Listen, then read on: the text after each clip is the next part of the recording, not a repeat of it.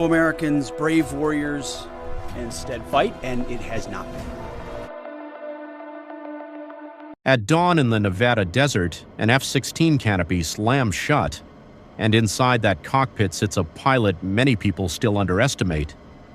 Minutes later, she's tearing across the sky at hundreds of miles per hour, training for the kind of mission that could decide the next flashpoint in the Middle East.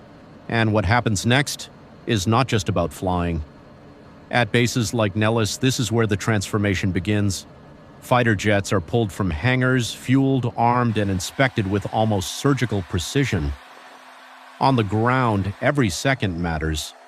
But inside the prep rooms, the real battle starts before the engine even turns over. Female F-16 pilots are being fitted for combat under programs tied to high-intensity readiness drills like Operation Epic Fury. Helmets are adjusted down to the millimeter, oxygen masks are sealed tight, G-suits are strapped on and pressure tested until every bladder responds perfectly. And here's why that matters. When an F-16 snaps into a brutal 6 or 7 G turn the body wants to fail, blood rushes away from the brain, vision narrows, consciousness can disappear in seconds. That G-suit is not just gear, it's survival. It inflates around the legs and abdomen, squeezing blood upward, keeping the pilot awake long enough to finish the turn and survive the fight. But that's not the full story, because these sorties are not ordinary training flights. After mission briefings covering target zones, emergency procedures, and attack profiles, these pilots step onto the flight line knowing the scenario is built to mirror real combat. They climb into F-16 Fighting Falcons, one of the most proven multi-role fighters ever built, and launch low and fast over rough terrain. Mountain ridgelines, narrow valleys, harsh desert light. The kind of landscape that punishes hesitation. They weave through the terrain, scan for ground targets, simulate drone interceptions, and practice close air support under pressure. This is where things get dangerous. The world sees the headline, "Female Fighter Pilots," but what most people don't see is the message behind it. This is not a symbolic photo op. This is combat standardization. In modern air warfare, the jet does not care who is in the seat. The mission only cares whether the pilot can absorb stress, read the battle space, make split-second decisions, and bring the aircraft home. That's why these women are being trained to the exact same standard for the exact same missions: strike enemy positions, protect ground troops, and challenge aerial threats in one of the most volatile regions on Earth. And that region matters more than ever.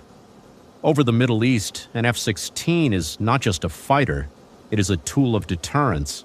It can strike fast, intercept drones, suppress enemy positions, and show presence without escalating into a full-scale invasion. That's the hidden strategy. Air power today is not only about destruction, it's about pressure. It's about sending a signal before the first missile is fired. A trained pilot overhead can change what an enemy commander decides to do on the ground. But here's the deeper layer most people miss. Training female pilots for these missions is also a strategic narrative weapon. It tells allies the force is broad, deep, and fully manned. It tells adversaries that America is not scraping for options, it is expanding them.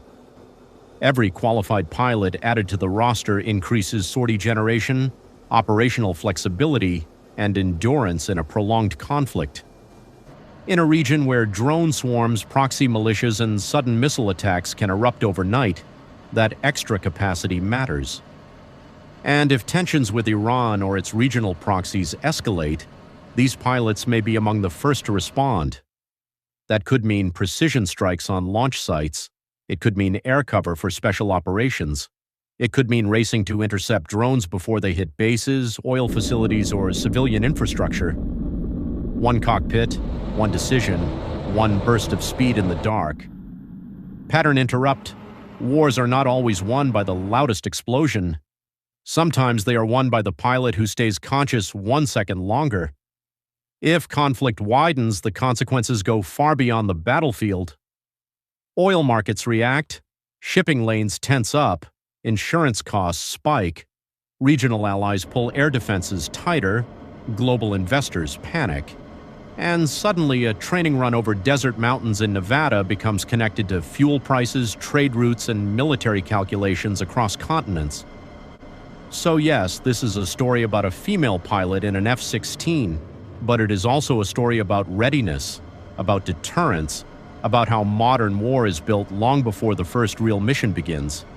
In the fitting room, in the briefing room, in the hard turn that nearly blacks out a pilot and proves she can still fight through it.